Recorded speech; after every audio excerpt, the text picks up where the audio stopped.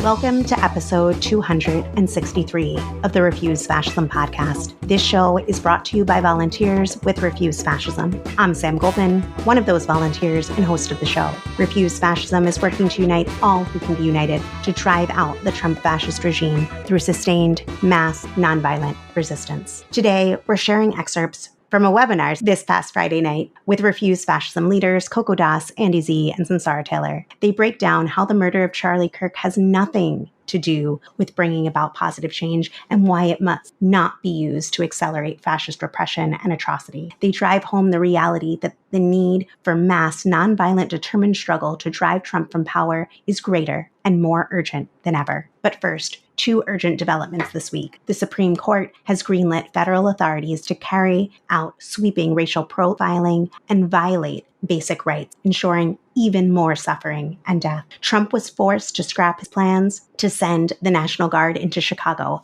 not out of benevolence, but because of pushback in the streets and from city and state leaders. This is a powerful lesson in the impact of mass defiance and mass noncompliance, but it is not a retreat. It's a redirection. Trump is now aiming this horror at Memphis, where the governor stands ready to collaborate. Amid all this, ICE agents killed Saverio Villegas Gonzalez in Franklin Park, Illinois. Shortly after that happened this past Friday, I spoke with Baltazar Enriquez, president of the Little Village Community Council in Chicago. Baltazar has been on the front lines, confronting ICE terror, organizing immigrant neighborhoods, mobilizing resistance against National Guard threats, and demanding justice for those targeted. We talk about what's happening on the ground in Chicago as ICE terror surges. Have a listen.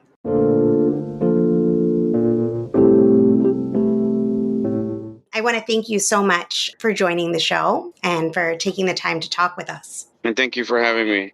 Can you share with our listeners what the situation in Chicago is looking like right now with these ICE operations, these Gestapo-style raids ramping up? What's happening in the community that you work?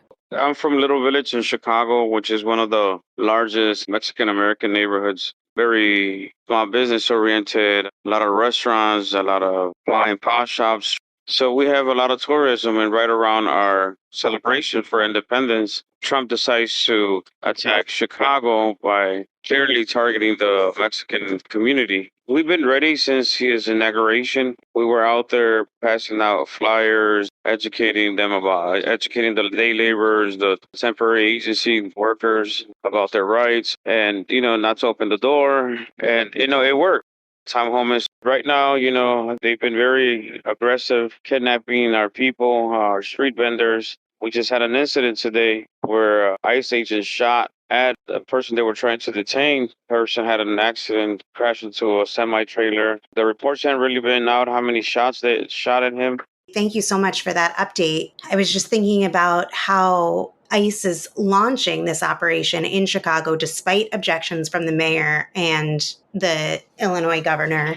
They had this Operation Midway Blitz. They have, is it the naval base that they turned into like a hub for DHS? What else can you tell us about how people are experiencing this? Here in Chicago and in the state of Illinois, the immigrant community has picked up not only Little Village, but other suburbs and neighborhoods. Because immigrants come with a dream. They come to work. They come with that mentality of having a better life, right? Because back at home, they're suffering from poverty or political oppression, crime from the government, and they come hungry for a better life. And we contribute a lot to this economy, and we don't get nothing back. Social Security, so many billions of dollars that go into the Social Security system, and those undocumented don't get that money back into the Medicare system. The Illinois taxes, city tax, county tax, we give so much in return and get nothing back. We get the crumbs. And this administration is trying to make it even harder for us to not get the services that we need when it comes down to health care, mental health, and especially education. They went after our education so we could continue being their Uber drivers, their landscapers, their factory workers, and they want to keep us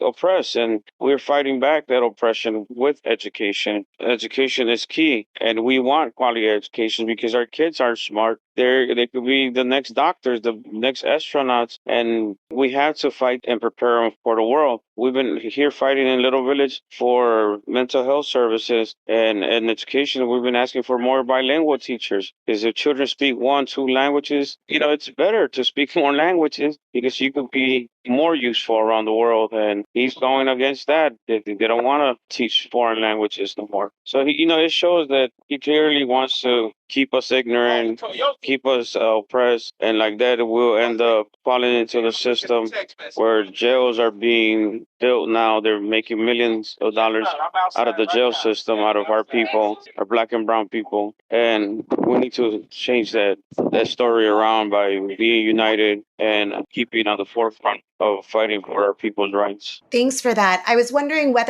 have you seen in the community more agents than usual? Have you seen more businesses closed out of fear? What has it been looking like in Little Village? The sales have definitely dropped again because we have a lot of tourism during this time. So the sales have dropped by 50%. We haven't seen any business close, but if this continues in the long run, they will close. Have we seen more agents? Yes, we have seen more agents in the neighborhood. We have a strong presence of them, but we have patrol groups that we're working with, and we have our campaign Blow the Whistle on ICE, and we have kicked out ICE agents out of the neighborhood. A bunch of us came out with our whistles and we started whistling, and they got scared and left.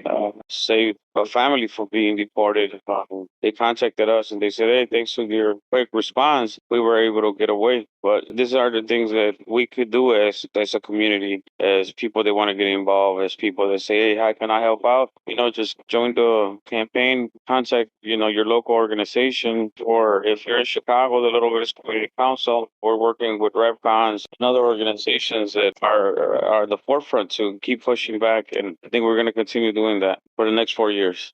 It's so great to hear about the blow your whistle and the concrete actions that people can take to support their neighbors and just to support people in Little Village and beyond who are being hunted right now. I think that there's a lesson to what you're doing, that you're doing it in Chicago, but I think people in other cities could be taking that up too. Yeah, and I think that's what we want to spread the word. It does work. Definitely. And it's been very heartening to see some of these, like in Chicago, I'll see in the news a 12-hour protest at a detention center or something. It is very important that people are resisting.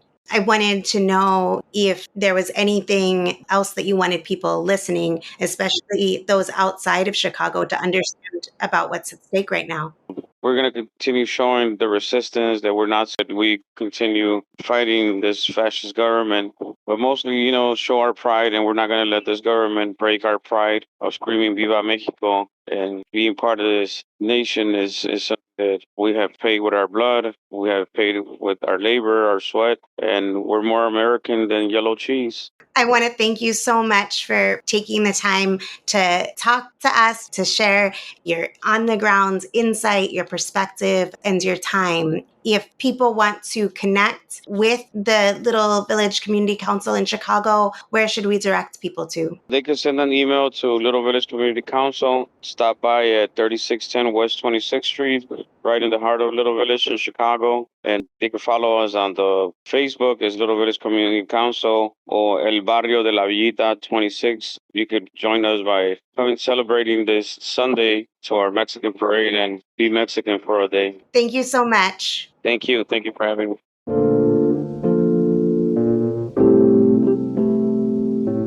Resisting ICE is urgent and necessary, and nothing short of driving the whole Trump fascist regime from power will stop this atrocity. For a just future, we must unite and flood the streets of Washington, D.C. in nonviolent, relentless, determined resistance, beginning Wednesday, November 5th, and not stopping until Trump is removed from power. Next up, you'll hear Coco Das, Andy Zee, and Sunsara Taylor on the growing dangers revealed by this week's events and the urgency of mobilizing the biggest nonviolent outpouring in U.S. history, beginning Wednesday, November 5th.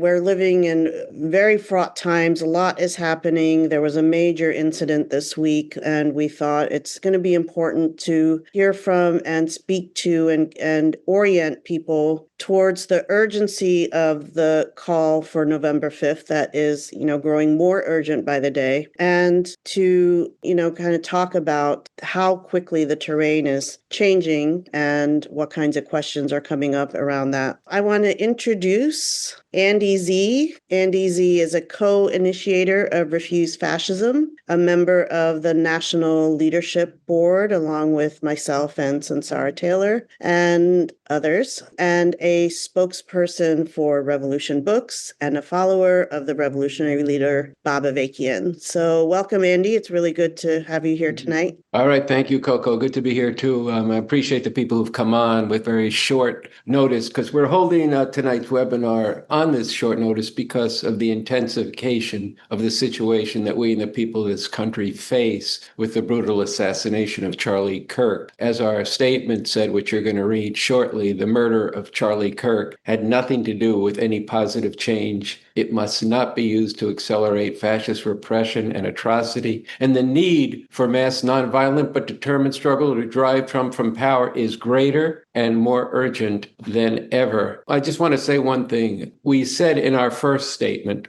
that actions such as this murder of Charlie Kirk have nothing to do with the principles and the political objectives of Refuse Fascism and the call that we have put forth for November 5th for massive, sustained, nonviolent resistance by millions of people with the goal of actually defeating fascism and driving the Trump fascist regime from power. The assassination of Kirk does harm to, and it works against what is actually needed to defeat fascism. And it has led to calls from the government, as well as from the MAGA base, for further repression on people and their rights. So Coco's going to read what we put out as a subsequent statement that was more in depth. And I'm going to say some things about this murder and what we need to do in relationship to it, and then go into some of the things we plan to discuss about Refuse Fascism, why we have to do what we're doing and planning to do on November 5th, what's the basis for us to do this November 5th, and how we could actually win, and how we have to get organized.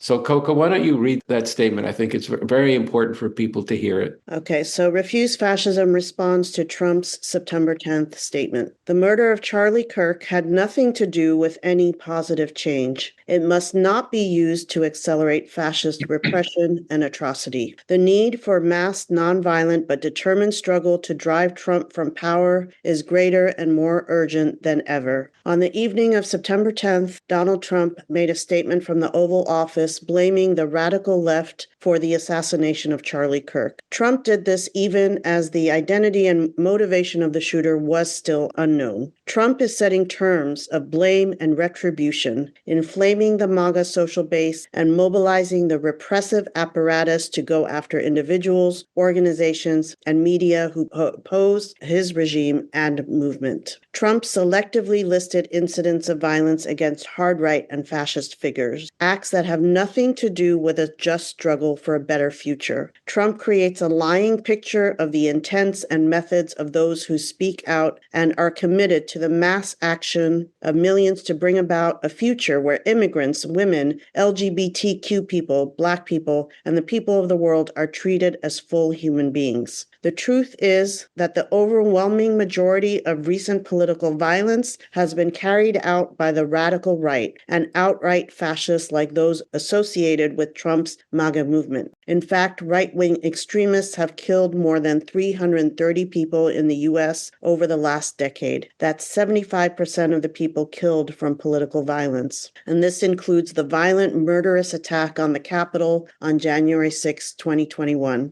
Trump and his fascist MAGA movement are seizing on the horrific murder of Charlie Kirk to further demonize their opposition and to accelerate their repression of First Amendment rights to protest and dissent. Trump even claimed that Americans using their free speech rights to publicly recognize the parallels between the rise of the Nazis and what is happening under Trump today are, quote, directly responsible for the terrorism that we're seeing in our country today, unquote. This illegitimate attack on the First Amendment right to speak freely, to draw the lessons of history, and to act on them with nonviolent determination must not be allowed. The tens of millions of decent people in this country must not let the Trump fascist regime exploit the horrific and criminal assassination of the fascist youth leader Charlie Kirk to put us on the political defensive, scared into silence and submission to Trump's many-sided fascist offensive, including an escalating and vicious assault on Latino communities by his masked ICE and Border Patrol thugs. We refuse to accept a fascist America. Fascism is not a curse word. It is a different form of brutal rule. Becoming silent or capitulating in advance to these threats will only facilitate a total lockdown of society and government, with no due process, no rights, no rule of law, and dire consequences for all of humanity. The need for an unrelenting, nonviolent struggle of millions to drive Trump's fascist regime from power grows ever greater. On November 5th, from across this nation, 1 million of us need to come to D.C. and fill the streets with nonviolent protest. From that day forward, we don't stop until the regime is removed from power.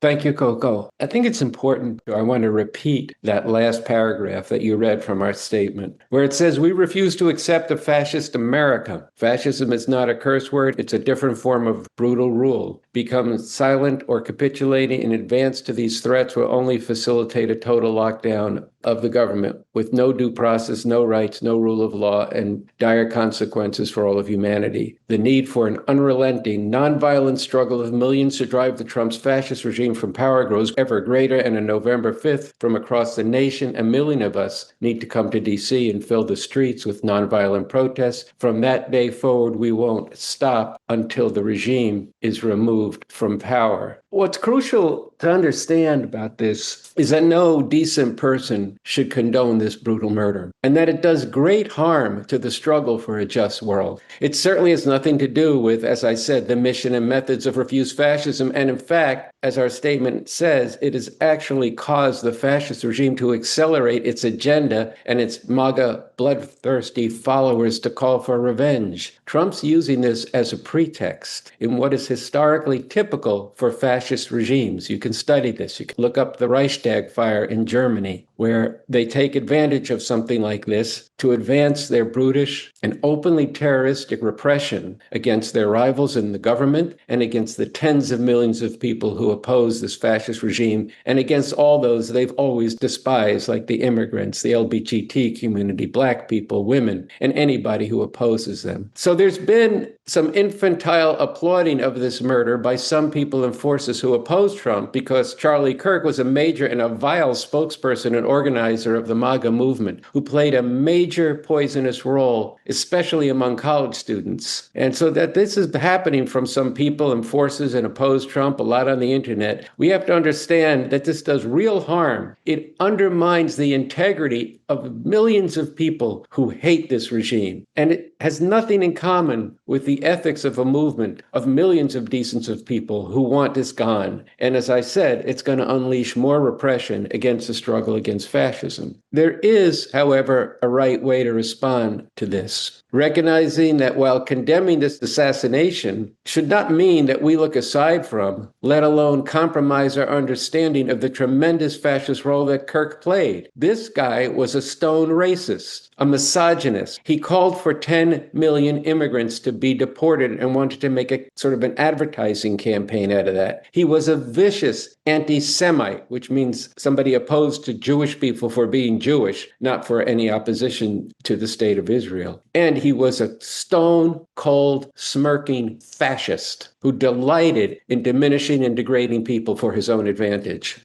And he wrapped this up in a self-righteous Christian fascist political theological cloak. He was a fanboy to Donald Trump. Kirk was such a depraved fascist in the facade of a good-looking, cool, just one of the guys, that it can disguise what he actually was. Jeff Charlotte, a writer who we've worked with in the past, said on Democracy Now! That Charlie Kirk, quote, called for televised public executions, and that he had a pretty broad category of people in mind. But what was really chilling, Charlotte said, was that he wanted this to be required viewing for children, school children. That's the end of his quote. So look, we have to speak the truth about Charlie Kirk without in any way, shape, or form condoning his murder, while recognizing that the horrific fascist future he stood for and played a decisive role in organizing is upon us, and that future is right here, right now, and we have to organize with every synod that we have for 1105, the fall of the Trump fascist regime. We are already in a state of emergency. There's troops in the streets of this city where I am now, Washington, D.C. They're in Los Angeles. They're gathering outside of other cities, a National Guard and Army bases. They're in cities that are largely Black or have a large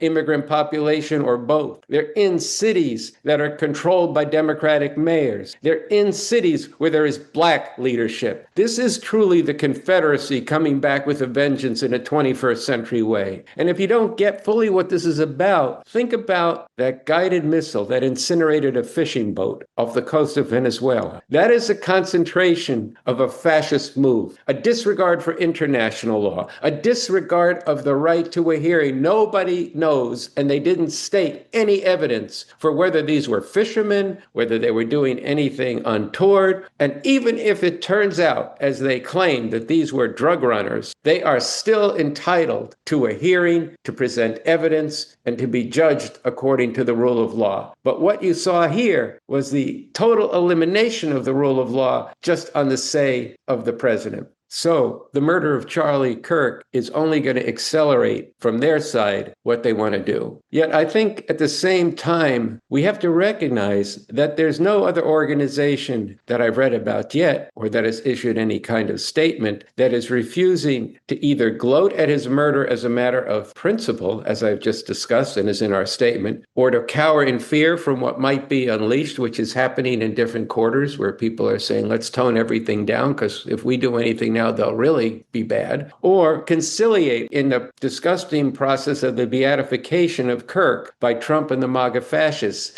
making him the new battle cry to vanquish the rights of the people. We need to recognize that there is an opening for the only way forward, and we got to seize it. We got to get out there and talk to people. Yes, speak the truth about this. Yes, warn about the measures that are going to come down as they come down from the regime, but get into what this is really about, which is this is about the consolidation of a fascist America. And as we say in Refuse Fascism, in the name of humanity, we do not accept a fascist America. So I think it's important that we continue to go back to and review the fundamentals of what we're doing, why we're doing it, and how we could actually win. And the key thing that we have going for us, or a key thing, but really crucial right at this moment, as we sit here about 7 weeks out from November 5th, is the call for November 5th. I don't know if your flyer in your area looks like this. This is a national flyer. It says the time has come for the fall of the fascist Trump regime, beginning November 5th, 2025, Washington, D.C. And this is a call, and this is very important, very important. I'm going to get into this more. Initiated by refusefascism.org, and welcome to all to join the biggest nonviolent mobilization in history. This is critical. We've put out a call, and we're calling people to take it up. But what they need to take up is being in D.C. in an unrelenting struggle to drive the regime from power. We want to work with everybody. We want to form what we call an ecumenical welcoming center here in Washington, D.C. We're working on securing a place where all the organizations who want to be openly on board together can be welcoming people in and helping them get located and give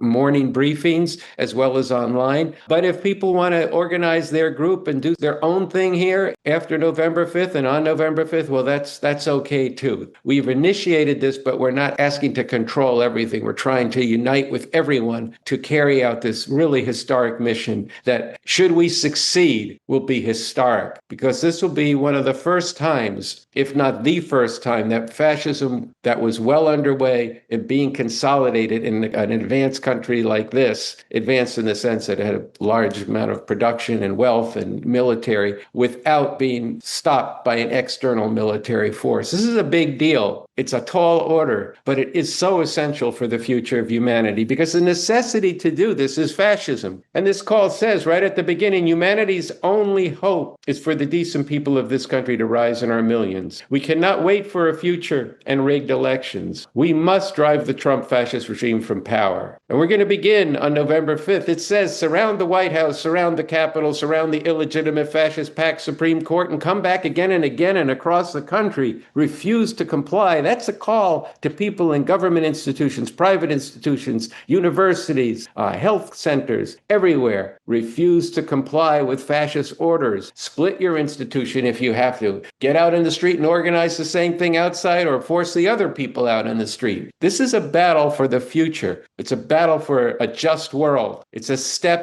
that we're taking towards that. But if we allow this regime to consolidate, it will be anything but. It will be a horror for humanity. And that can't be overemphasized. In fact, just in listening to things, it's underestimated all the time what this will actually mean, including by people in our movement. The real horror that this is going to bring to people. This used to be called Chocolate City. It's still a majority black city. And for decades, there's been mass incarceration, dogging of the youth, police murder. People know that. People have been organized around that. Some of us who work with the RevComs have called this a slow genocide. This will be a fast genocide. Trump has built a social base on the people that he and his social base despise. The call goes on to say the Trump fascist regime is illegitimate. What it is demanding we become is unconscionable. At every level of society and every institution, tens of millions of us know this in our bones. If we dare, we can defeat a horror that threatens humanity's very survival. If we fail to even try, future generations, if they even exist, will never forgive us. This is fascism. It's a different form of brutal rule. It cannot be lived with. It must be defeated. This is the necessity that we face. It is steamrolling ahead, and it is very possible, in fact, likely we see it happening, that in the wake of the murder of Charlie Kirk, which itself was unconscionable, but on a whole other level, this regime will seize on this to create and advance their own mayhem and to advance their struggle to totally lock down society. So this necessity that this is fascism also gives rise to the basis for us to actually defeat it. How so? Because there are tens of millions of people in this country who hate this. Many of them are not active yet. Several million come out now and again on June 14th and hopefully again, and we should do everything we can to see that people come out on the 18th of October for No King's Day. And then it's on to the 5th of November. The basis is in these people, and we have to organize them. We have to arouse them. We have to get to them. And what the problem is, this is fascism. There's no living with it. And the solution is what we're calling for on November 5th. So what are we calling for? We're calling for a massive struggle. Get to D.C. Think of the Million Man March. Think of the Women's March. A situation where the city is brought to a halt, and then it continues. Not everybody will stay the whole time. People will come, people will go. It'll become a bit like an accordion. It'll expand and it'll contract, but it's unrelenting. And as it continues with high points and low points and counter demonstrations from the fascists, most likely, different things happening, possibly repression, maybe even likely so of different forms. In the face of this, there will be a political crisis in this country such that they're having difficulty. They're stymied in the full implementation of their fascist program. And in this happening, the divide in this country can realign institutions, more and more people coming over to the side of the people who want to resist this,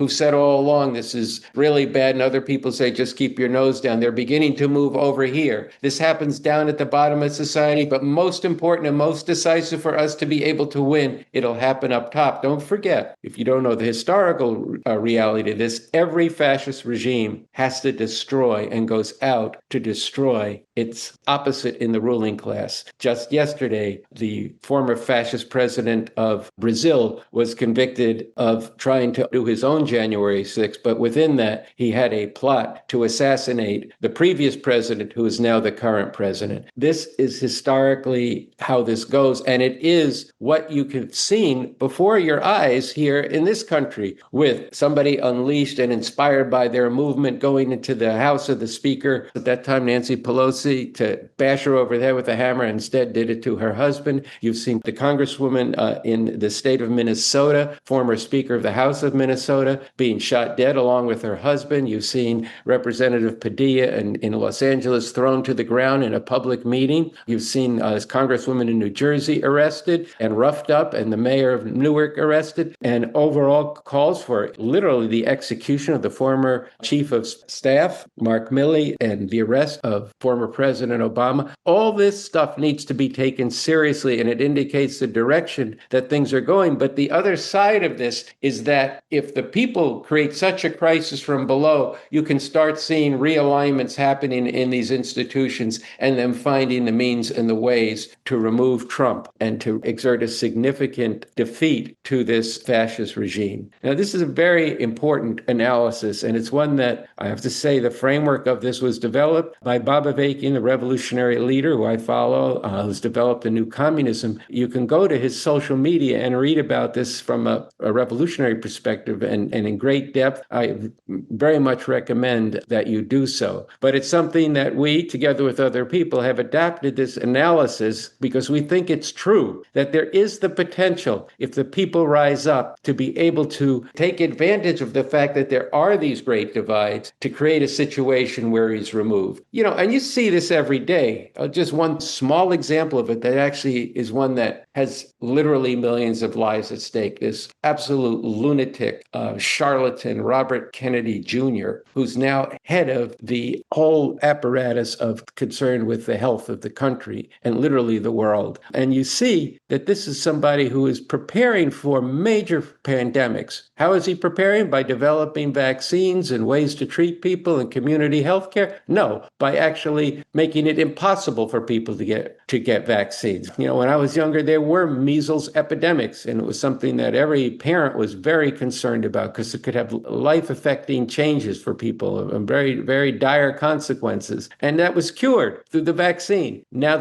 it's an option, free choice, but it's actually a free choice to die. He's eliminated research on crucial diseases, interrupted it such that much of the work that was done becomes destroyed and difficult to recover. It's part of the whole fascist agenda to obliterate the truth and the search for it and critical thinking. And it's really, as it says in our call, I believe, everything decent in society, targeting, it says in the call, it's depleting, he's cutting science and medicine, costing millions of lives, depleting humanity's store of knowledge, destroying truth, drowning out reason, subjugating the arts to fascist cruelty and conformity, targeting everything that is decent, moral, and good, all on the whim of a debased, lunatic tyrant and his lunatic fascist core of people, with a Department of War secretary with a crusade cross tattooed on his chest. Look up the Crusades. It was not a good thing. Many people perished. It was persecution. It was really one of those horrors of humanity, and we might be entering another one unless we do what we need to do, which is November 5th. As I said, this has to be massive. But right now, we've got to get organized. But I think we have to step back and say, are we really doing this on the level it needs to be done? How does this become something that everybody is talking about? Here in Washington, I met with somebody yesterday. They said, well, where's your organizing center? I said, oh, we don't have one. Well, we got to get one. And so now people are turning their attention, and we're going to get one in the next couple of weeks. We have to move heaven and earth to do these things. I'm trying to, and I think other people here, and I hope around the country, are talking to people in other organizations and saying, we've got to actually get in the room together, have some big program. If it's got some element of dialogue and debate, all the better. But everybody who can be united must be united. Anybody who tries to divide the people needs to be said, what the hell are you doing? Do you understand what we're facing? Are you okay with that? Do you think you can live with that? Well, if you can, then I don't have much to say to you. But if you can't live with that, then let's talk about how you're going to get out in the streets and do what needs to be done, because we have only one shot at this. We have one shot. It's really great that there's going to be another All Kings Day, but that is not going to do it. I'll be just straight up about that. It could be very good. It could actually raise people's sights if there's millions of people who come out on the day, more than on June 14th. But then they go home. This regime can tolerate that. They can't tolerate what we're calling for. And so that gives us a shot at this. And look, those of us who are in the leading group of Refuse Fascism will will say to you, if you ask, and somebody might ask, well, how do you know this is going to work? Well, we know that it could work, but whether or not it works depends on all of us. And yes, it is a long shot. It is not going to be easy. They control the Supreme Court, both houses of Congress, the executive. They purged all kinds of people from other institutions, from the military to the Veterans Association to the Department of Health, Education, and Welfare. They're trying to abolish the Department of Education. So yeah, it's not going to be easy. It is a difficult shot, but it is a real shot. And not doing it is a virtual guarantee that society will be locked down. Some people say,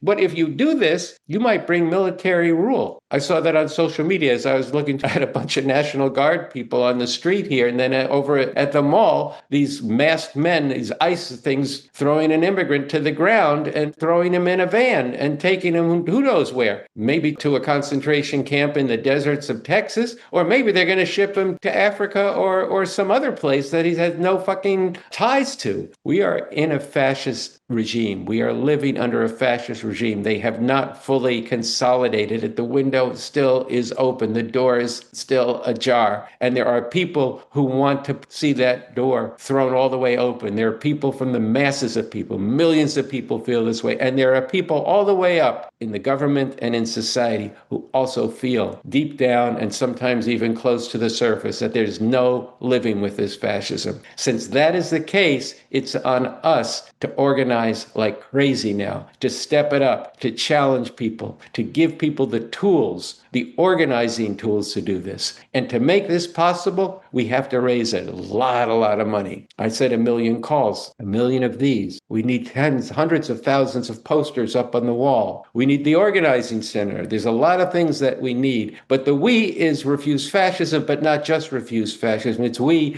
the people who want to fight to avert a great catastrophe for humanity, who in their hearts feel, in the name of humanity, we refuse to accept a fascist America and recognize that Trump must go if there is to be a future at all, who feel deeply that his reversing every environmental law over the past decades and promoting fascist fuel could get us way past the tipping point on saving the environment. And you can see his threats to accelerate war, which could be nuclear war. So with this, I want to wrap this up and welcome Sunsara and Coco back.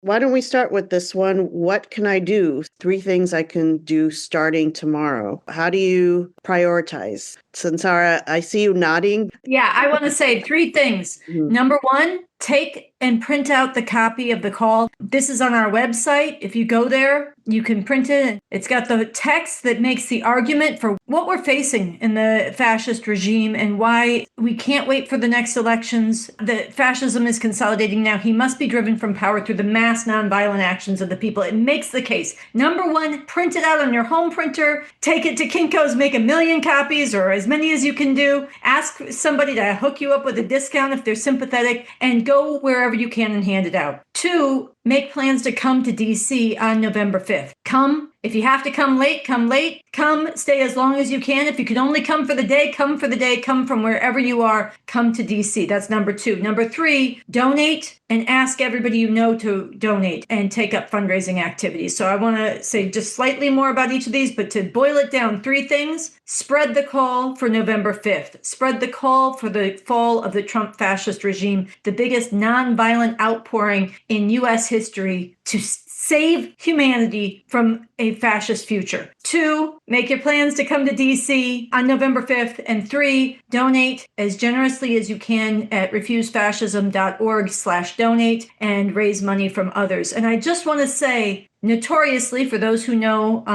the Yankees fan base in New York City, it is not traditionally thought of as the most progressive or radical-minded social base. Yesterday, Donald Trump showed up and was resoundingly booed by the crowd. I mean, there's progressive people who go to see the Yankees, but it's not the hotbed of where you would typically think to go find radical-minded people. Trump showed up and he was booed. He was cheered by some, but the boos were louder, and a crowd of however many thousands were there. It's an indication. Anywhere there are crowds of people people. Take out this call to action. Don't just go looking for the ones and twos in a radical corner of society. There are millions being jolted. Go to sporting events and hand it out. Go on the transit systems and hand it out. Go to college campuses and hand it out. Take it to congregations and churches and synagogues and mosques and hand it out. Take it to farmers markets, to concerts, wherever people gather, and hand it out. And if 50 people on this call were on a mission to get 1,000 out tomorrow, we'd have gotten out 50,000 towards that million. It would make a difference. There are people everywhere who are agonized. Do not underestimate the impact that handing this out one by one to people can have. Have a bucket with you, have a can with you, ask people to throw in donations if they're interested. Sign them up to follow Refuse Fascism, to volunteer through the website or follow on Instagram. Connect them if they want to stop to talk, but get it out. And then, yes, go to events where there are people speaking, with town halls, get it to your representatives. If there's concerts, try to get it to the musician, try to get it to the prominent voices. It's a yes and, yes and, yes and. We firmly believe, and the evidence shows again and again, there are millions and millions who are agonized. This call speaks to and makes the argument. You don't have to be ready to go and give a presentation. You just hand it out. Use the points in it. So that's one of the most important things. And honestly, we could collectively transform the social base for this in 3 days if we were on a mission to get this out by the thousands and thousands, tens of thousands. This is going to be a grassroots movement that overwhelms the political paralysis and uncorks it based on everything that's in that call and everything that Andy and Coco have been talking about. Obviously, the funds matter and being in DC really matters. So those three things. The reason I'm putting so much on this call is that's something everybody can take and run with and multiply our numbers very rapidly. There's a cluster of questions around that. It's overcoming small forces that we have currently while needing to get this out to millions of people. And I think Sunsara laid out some of how that a dynamic can start. Having these small forces, and how do you make real this point that's in the call that, this is initiated by Refuse Fascism, welcoming all, every organization and individual of conscience who cares about the future of humanity to join the largest nonviolent mobilization to DC in U.S. history, how you make that real. And there's a question of how to work with other organizations, how to go out to other organizations. And, maybe there might be some misconceptions of how we are or are not uniting with other organizations. Well, I think that this does need to be everybody who does not want a fascist America, everybody who doesn't want to see the rise and return of and vengeance of the Confederacy, everybody who is horrified by women dying from miscarriages and being forced to have children against their will, everybody who doesn't want to see trans people demonized, erased, dehumanized, and brutalized, which is also going to escalate, everybody who is horrified by masked, unidentified agents disappearing brown-skinned people, yes, undocumented, but a lot of other people too, and they're not stopping to check without due process and putting them in concentration camps. Everybody who doesn't want to see the end of due process and dragging humanity backwards on science and medicine and rational thinking, all the things that are in the call for the fall of the Trump fascist regime. Everybody who doesn't want to see those things needs to be part of this, not because we called it, but because objectively we are at a historic juncture where fascism is either going to consolidate and lock down and take humanity with it, or we are going to come from behind and rise in our millions and our tens of millions and create such a nonviolent political earthquake from below that those in power are not able to barrel forward with their fascist program. And where you create such a profound outpouring from below that those who are still in the halls of power, who have not yet been purged but are being purged, are both compelled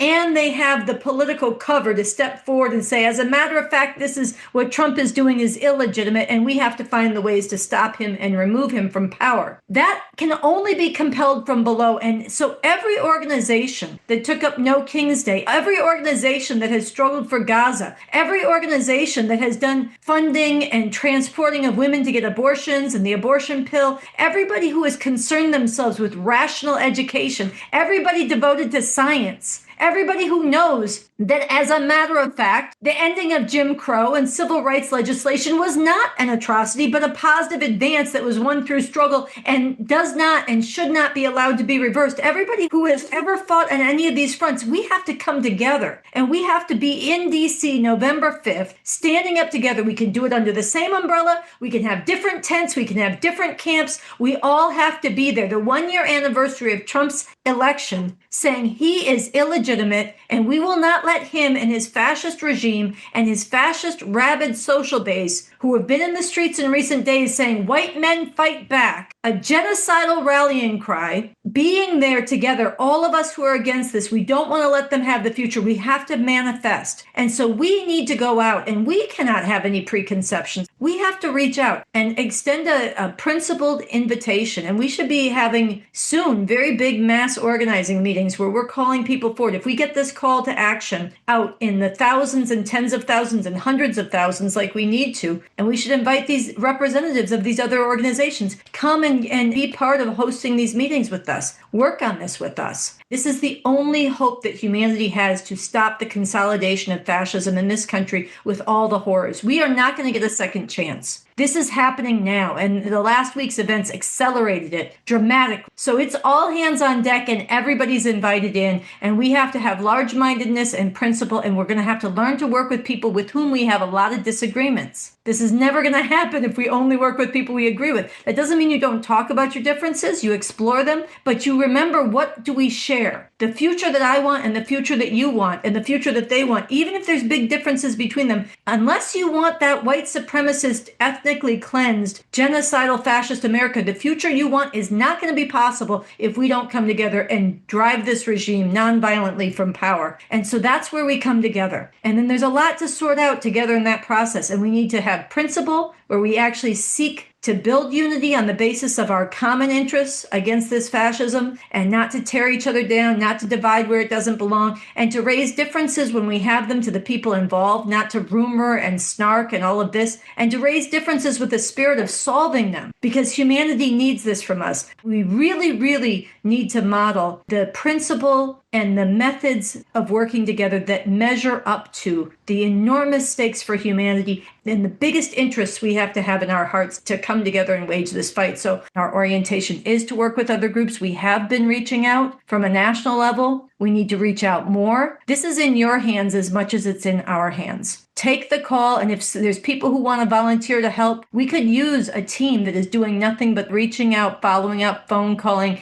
DMing people. This needs to get to everybody. I mean, I think this is very important. I think one thing is we have to extend really big arms to people. There's two things that we have to understand and we have to convey. One is we have to go back to what it is we're facing. There will be no making peace with fascism. What is coming, the kinds of restrictions that will happen. When you don't resist fascism, you are making peace with the great horror. I do remember during the Vietnam War, there were many marches that had contingents of Buddhist, I'm going to call them preachers, who would march with their drums and their processions because they understood the necessity to act on their beliefs. That's one thing. The question of what comes after. Well, I think one thing is you do at a certain point have to say what comes after not resisting this and trying to stop it is a great horror. But there's no space to even talk about what comes after if we don't stop it now. We do have to get out there and say the essential thing. This is fascism. This is what it means. It's going to be an unbelievable horror for humanity, including people in this country, if this succeeds. There is the possibility of defeating it. If we defeat it, then it's a new ballgame. Then there's going to be possibility.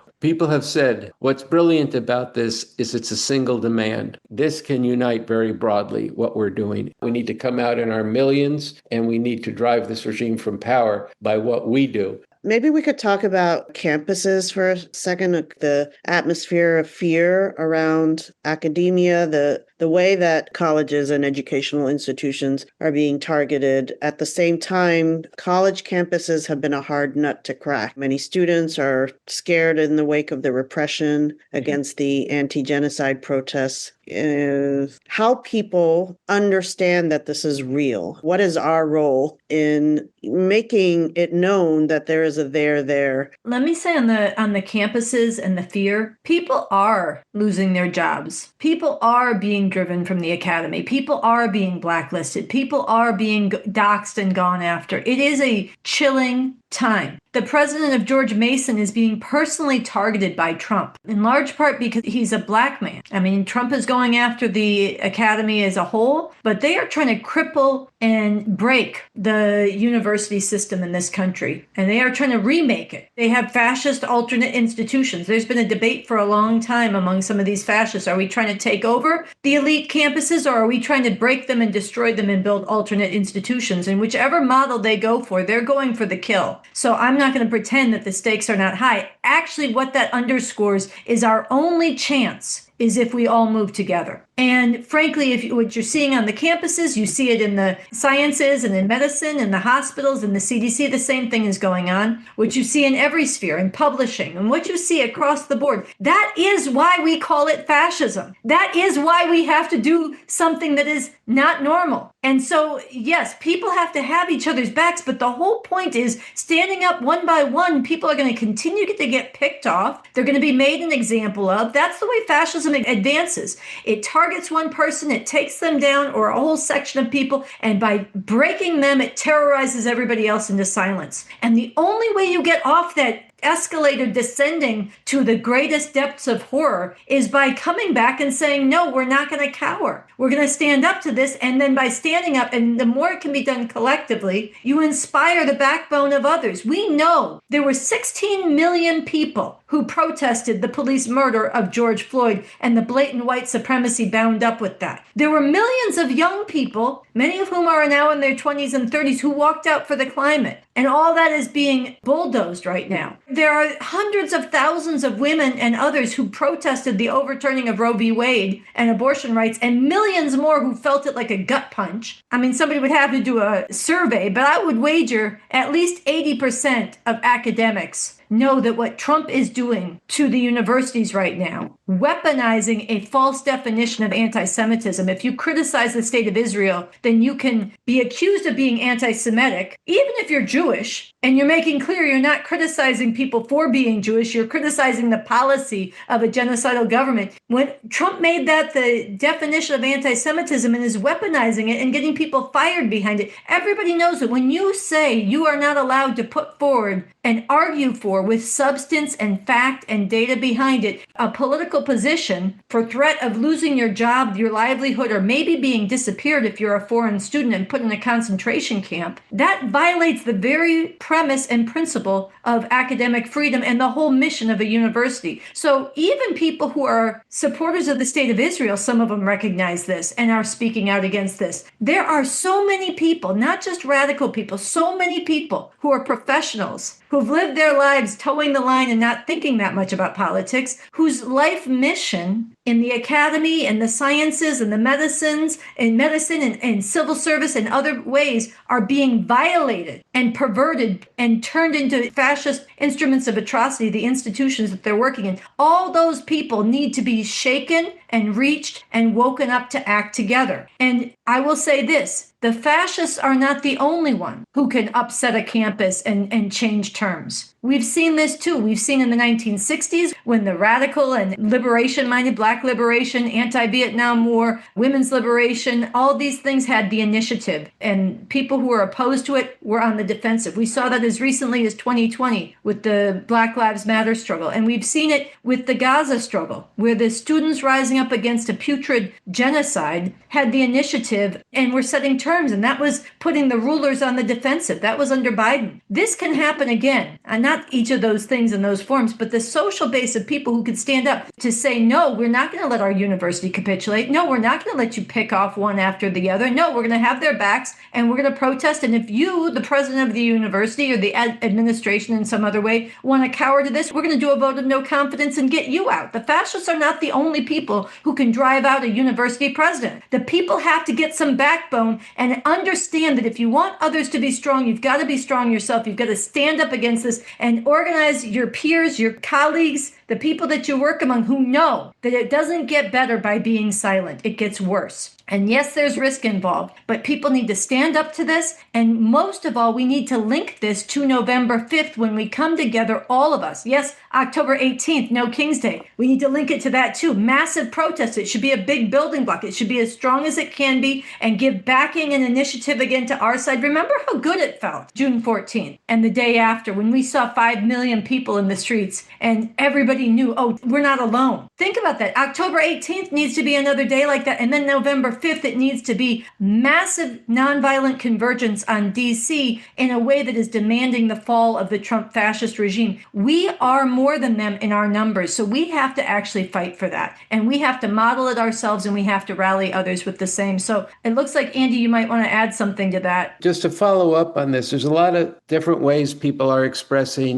we've got to build up the muscles first. By what mechanism are they going to remove him from power? You can't do this. There's all kinds of things here of what we can't do. People say that won't do any good. We don't have the power. People don't have the power. You did some agitation there, Sunsara, about bringing people back to the George Floyd protests just 5 years ago. But I have to say to people, you don't know that we don't have the power. In fact, you're looking at things just in terms of very immediate, direct experience and not actually looking at, one, the problems that these people who are running things have. They don't have this all locked up. And even among the fascists, they'll get a little bit united around the assassination of Charlie Kirk, but there's divisions within them. They're very sharp. They're, even as Trump is on a roll, the divisions between them and the Democrats, there's all kinds of divisions at the top. If the people unite, they have tremendous power. And we've seen it before in history. We've seen regimes, not often regimes driven out. I gave the example of Brazil. There's a different president there now. He actually served time in jail. The fascist leader locked him up. People have power. Listen to Patti Smith's song, The People Have the Power. Maybe it'll help you, inspire you to see you don't know that we don't have the power because you've seen it before. Go watch a film about the Arab Spring in Tahrir Square. It's a film called The Square. Yes, they didn't win, but that's something we can also discuss and analyze. There come times when things are so extreme that your choice is only one to live with it and maybe die by it just by the workings of a fascist regime.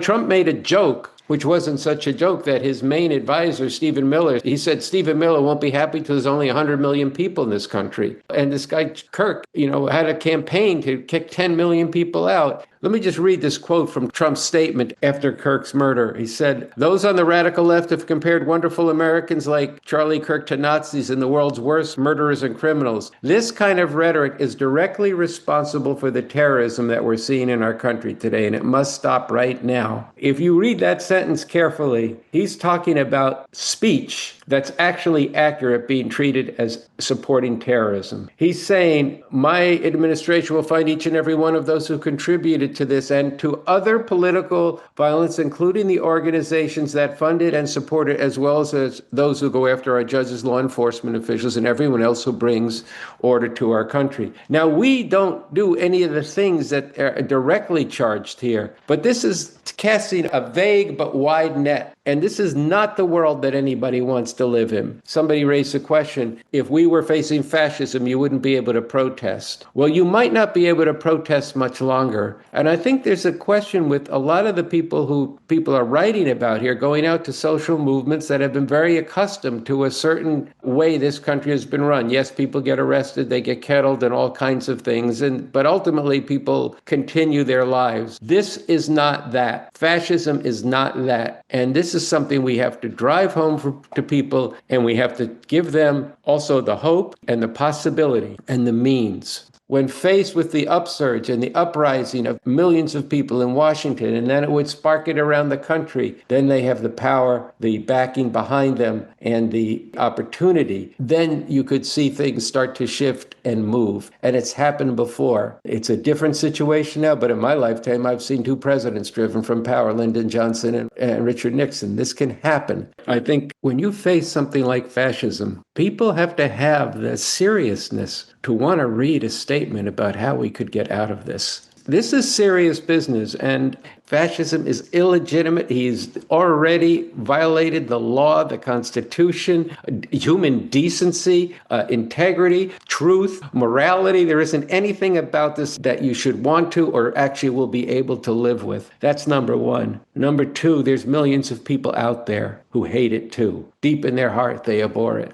Three, there's a plan, an approach. It's concentrated in this call. You owe it to humanity, if not to yourself, to read this and to respond to it and then do what needs to be done. And then if people are serious, it's time to make your plans. Get on the bus, reserve the plane, walk, ride your bike. I don't care how you get here. Get here. If you can't come for some reason, organize it in your city. This is serious business. This is your future, your kids' futures. This is the future of the kids in Africa who are dying by the tens of thousands because of the canceling of U.S. aid to countries around the world, countries that they destroy. This is serious. We can't take no for an answer because it matters for the future. So it's fascism. It's illegitimate. There's no living with it. There's a way out of it. You need to be part of it, as do millions of other people. Now let's find a way for everybody to get together and do this. And I think when people are together, they'll develop new ways of actually cooperating. When people raise their heads up and see that it's possible that we have the strength to actually determine the future, it's going to change everything. This is the best thing you'll ever do with your life. And if you don't do it, you're going to live the worst life possible. You will be somebody who's either directly attacked by fascism, or you will be one of those people who did nothing when the future of humanity was on the line and you tried to get by. And that's shameful. And your children, grandchildren, if there are any, will not thank you for it. They'll do what others have done, hide their parents' or their grandparents' history who collaborated with the Nazis, whether in Argentina, in Chile, Italy, or Germany. The history is filled with that kind of stuff, but it's also filled with people rising up. And that's what we're going to do in nonviolent mass protest in our millions, sustained, and we're going to drive this regime from power. We have to do this, or else the future is going to be abysmal. So why don't we fight for a great future? Okay, I think on that note, get plugged in with us. Send us your questions, your ideas. Send us photos, videos, and we're going to be announcing a public forum that's going to be coming soon. So good night, everybody, and we will see you in motion. Good night. Good night. Thanks for listening to Refuse Fascism. Please share this episode, rate and review on Apple Podcasts or wherever you listen, and drop a comment on our socials or YouTube. Every share helps build this fight. Become a patron to keep the podcast going and growing. Join today at patreon.com/refusefascism. We are so glad to give a production level shout out to Tara Bergschneider. Thanks for your support. Follow us at Refuse Fascism, including on Blue Sky and on TikTok at Refuse Fascism, where fascism is spelled FASHIZM. For resources on building for November 5th, see the show notes or visit refusefascism.org, where you can also sign up to commit to be in DC. Thanks to Richie Marini and Lena Thorne for producing the show. Until next time, in the name of humanity, we refuse to accept a fascist America.